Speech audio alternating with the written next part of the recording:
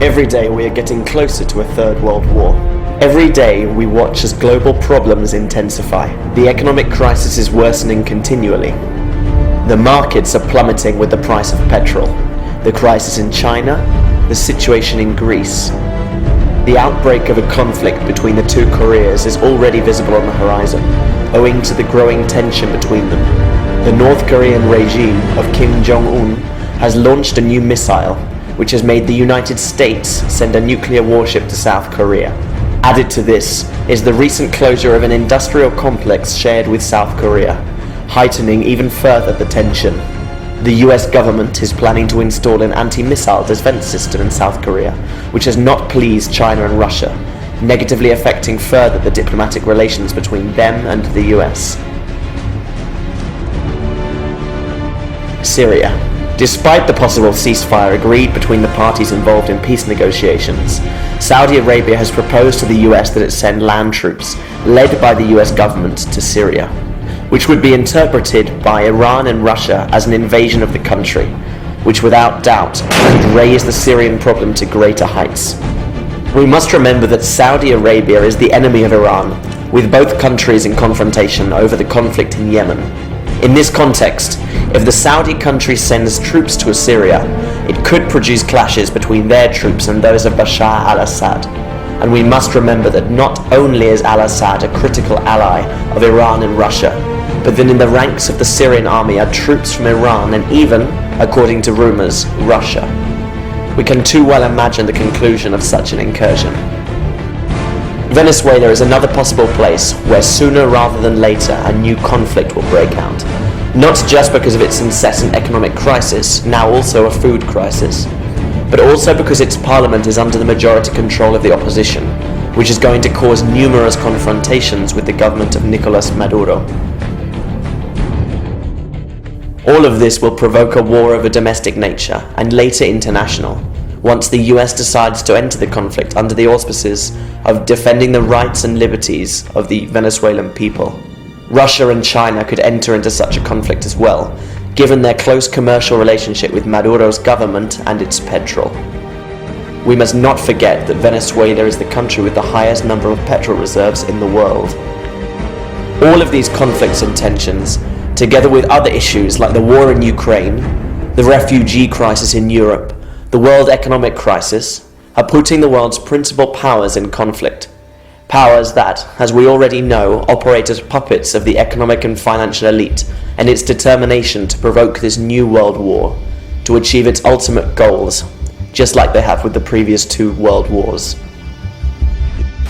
And they engineered on record in hindsight World War I to get League of Nations. That's right. World War II engineered, financed, enemies built up to try to get it. And then they're going to use World War III. I mean, that's their plan. That's their program. That's what they do.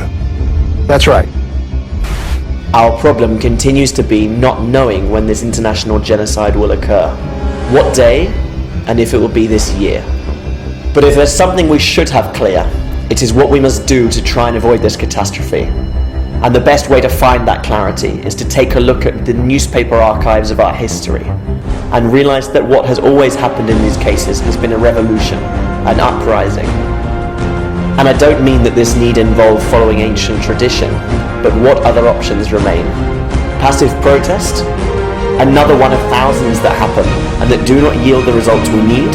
Nobody likes to instigate violent action, but this isn't about what we like, rather what we must do to impede the Third World War and finish with this elite and its murderous criminal system.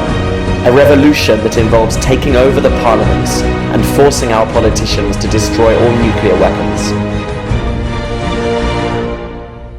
And if there is anyone that thinks it is impossible to do, they should look at the Indignados movement started in Europe in 2011, as well as Occupy Wall Street, which both spread throughout the world, becoming a protest on an international scale in October 2011 against the crisis and the existing system. This would represent the ultimate completion of the process begun in 2011, the aim of which is, or should be, what we describe here: a genuine revolution, an international coup on the part of the people with the help of state security bodies and armies if it comes to it, to prevent this Third World War. We can do it. We can stop this genocide. But of course we will not manage it if each one of us individually convinces ourselves that it cannot be done, that it is impossible, remaining inert and without even sharing this video. What is stopping us from carrying out this task? Inertia, pessimism, and fear. We must fight against that stance. We have to break the barriers inside ourselves and act, sharing this video, talking about this topic with our friends and acquaintances, arming ourselves with courage, and taking to the streets to spread the word, handing out flyers that you will find on our Facebook page. We remind ourselves of our history, of those people who have fought to achieve what we today are about to lose. If they could do it, why can't we?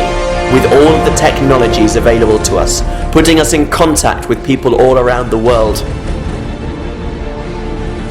We must believe and we must act. This is an international emergency.